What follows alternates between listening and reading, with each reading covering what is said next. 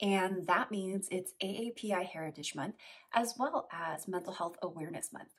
So today we're going to bust some myths about mental health that are commonly held in Asian communities. So the first myth is that seeking therapy is very shameful. There's a lot of stigma around it. Because Asian culture is a collectivistic culture, our identity is a reflection of our family and of our group identity.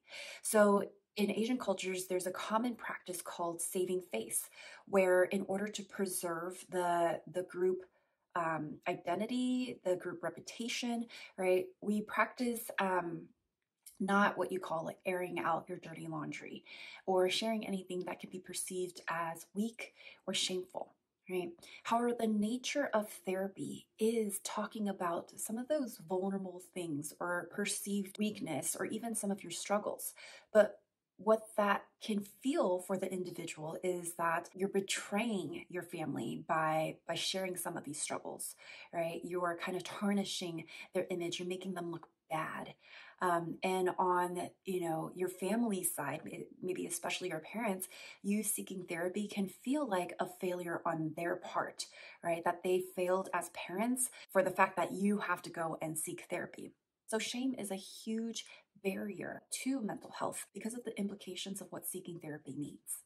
The second myth is that if you seek therapy, you are crazy. A lot of this is fueled by misinformation, but also by the representation of mental health in media. Our parents came as immigrants, and their way to connect to this dominant American white culture is through TV and movies. And so often what we see portrayed on the big screen are these extreme cases of pathology, of psychiatric wards and mental asylums, showcasing how extreme behaviors are. And so that's really the exposure that our parents or our communities have to what mental health looks like. And so it's not uncommon for parents to say, you don't need therapy, you're not crazy, right? Because their only frame of mental health, their reference point is what they see in the movies, in media. Another common myth is that seeking therapy means it's a sign of weakness or that you failed in some way. And this really stems from Confucianist teachings where emotional control is really valued, and a lack of that symbolizes a lack of self-discipline or even weakness in character. The purpose of emotional control is so that you don't disrupt this group social harmony. It's often frowned upon when individuals are really expressive, have explosive anger, or laugh really loudly, because what that does is it draws attention, and so often it's negative attention. And like we mentioned before, right, families really focus on preserving their face, right? They don't want to lose face. So these outbursts or even intense emotional expressions are often frowned upon. The problem is the more you try to control these emotions, the more you're repressing them. You're not actually releasing them or processing or digesting them, right? Through therapy, we learn how to talk about our emotions, how to gain the skills to process them and release them in a healthier way. Another common myth is that therapy is only for white people. And that makes a lot of sense because historically there's been a lot of distrust towards the healthcare system or even any governmental institutions because of the lack of culturally aware or affirming care, right? Because of language barrier. And because these institutions have often pathologized, mystified, or even stigmatized Eastern medicine. So why would someone go seek support in an institution that makes them feel like the other? And because therapy and psychology as a field was developed by Eurocentric cisgender men for Eurocentric cisgender men and women, right? And so it makes sense that there is a lack of trust here. And also because the lack of representation of Asian therapists out there create also this distrust. As you see more and more BIPOC individuals and Asians enter this field of psychology, there is a movement towards decolonization. Decolonization is moving from this Eurocentric pathological framework, right? And it really centers marginalized voices. It incorporates culturally affirming and aware care. It takes from ancestral or indigenous wisdom. And the purpose of that is for a collective type of healing, which moves from this very Eurocentric individualistic model. All right, this one I hear a lot about. Therapy is just paying someone to talk to you.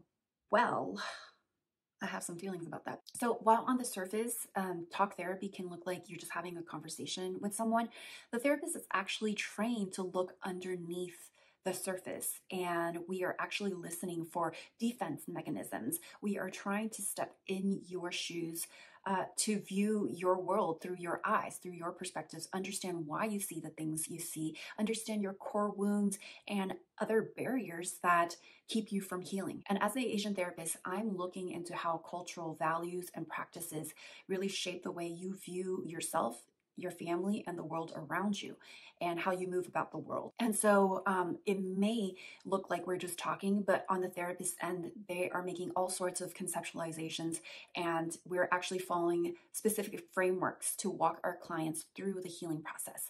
And also, there are more types of modalities that are beyond just talk therapy. There is art or music therapy. There's dramatic experiential therapy. There are therapies that utilize neurofeedback, or even psychedelic therapy. So not all therapy is talk therapy. And lastly, some families think that, you can just talk to family members and get better.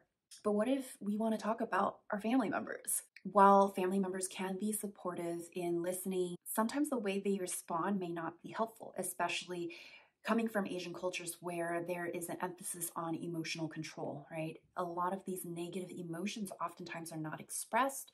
They are dismissed, minimized, or even invalidated, which causes more hurt. Therapy is a space where you can process these familial wounds without feeling judged, brushed off, or even invalidated.